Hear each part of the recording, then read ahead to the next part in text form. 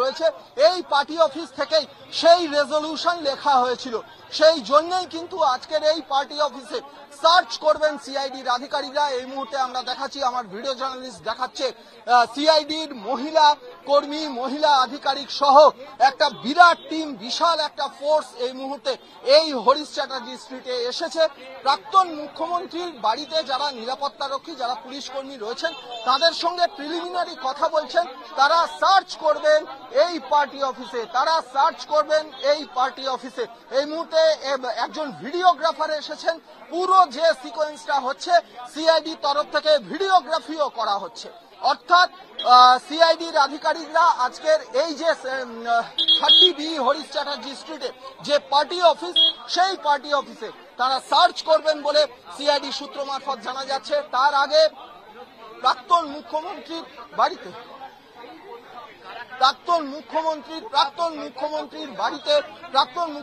বাড়িতে যারা পুলিশ কর্মী রয়েছেন তাদের সঙ্গে কথা বলে নিচ্ছেন। অন্যদিকে আমার বাঁদিকে, আমার ডান দিকে যে বিল্ডিংটি রয়েছে, এই 30B হরিশ চ্যাটার্জি স্ট্রিট, এই হরিশ চ্যাটার্জি স্ট্রিটে এই পার্টি অফিসেই সার্চ করবেন সিআইডির আধিকারিকরা।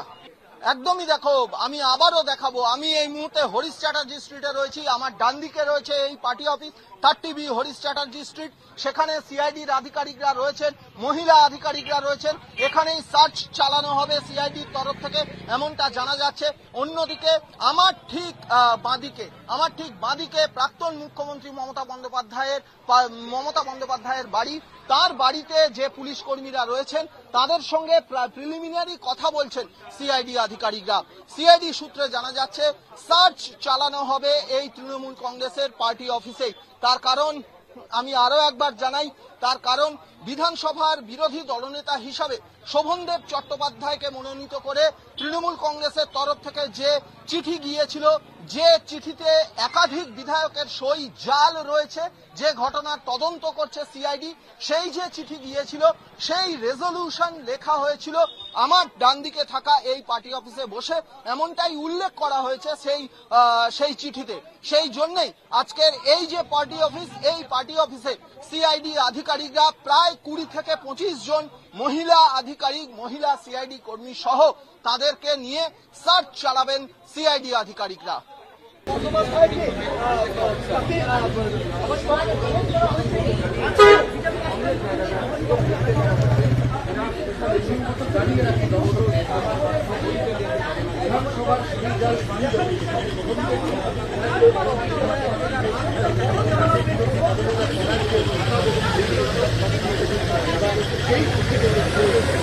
একদমই, আমি আরো একবার ঘুরে দেখানোর চেষ্টা করছি। আমি এই মুহূর্তে রয়েছি হরিশ চ্যাটার্জি স্ট্রিটে। আমার ডান দিকে রয়েছে 30B হরিশ চ্যাটার্জি স্ট্রিট, যেটা তৃণমূল কংগ্রেসের পার্টি অফিস। আমার বাঁদিকে রয়েছে প্রাক্তন মুখ্যমন্ত্রী মমতা বন্দ্যোপাধ্যায়ের বাড়ি। সেই বাড়ির সামনে, সেই বাড়িতে এই মুহূর্তে শুভাশিস চক্রবর্তীর সঙ্গে কথা বলছি।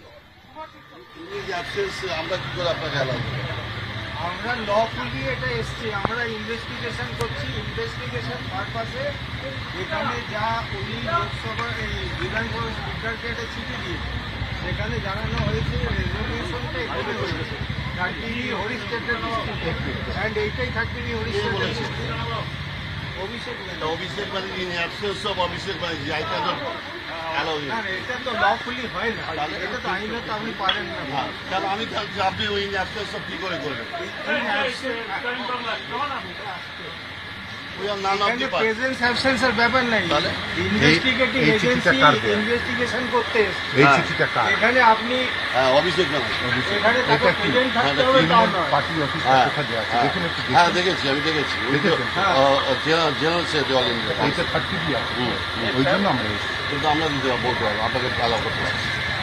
ওদের প্রেজেন্সটা আপনারা করবেন, আমরা ওদের প্রেজেন্সের তো ব্যাপার নেই। তাহলে আপনি কোথায় করবেন? আমরা কি করে আপনাকে অ্যালাউ করবো? আপনি কে? আপনার আমি এখানে এখন আপাতত ভলান্টারি সার্ভিস দিচ্ছি। কি নাম? আমার নাম শুভাশিস চক্রবর্তী। শুভাশিস চক্রবর্তী। তো আপনার কোনো পোস্ট আছে? না, পোস্ট নেই। তাহলে এইটার ক্লারিফিকেশনটা আপনি নিয়ে নেন। যেহেতু উনি এই চিঠিটাই দিয়েছিলেন, ওই চিঠিটা দেওয়ার জন্য আমরা এই বলছি তো, আমরা অ্যাডমিট করছি, দেখলাম তো আপনি যে দেখালেন। কিন্তু যে দিয়েছে তার অ্যাবসেন্সে আমি কি করে আপনাকে অ্যালাউ করবো?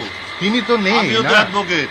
হ্যাঁ তিনি নেই তো। হ্যাঁ। আপনার প্রেজেন্সেই আমরা না search আমি করবো। আমি পারবো না, আমি এসে আপনাকে এটা তাহলে অ্যাডভোকেট আপনি যদি আপনি তো আমি কেন আইনটাও তো জানেন না যে আমি যদি- কেন উইটনেস হবো আপনার? যদি না দেন তাহলে তার কনসিকুয়েন্সটাও সেটা কি করবে সেটা আপনার ব্যাপার। আপনি উইটনেস যেমন হবে না তখন আপনি অবস্ট্রাকশন করতে পারেন।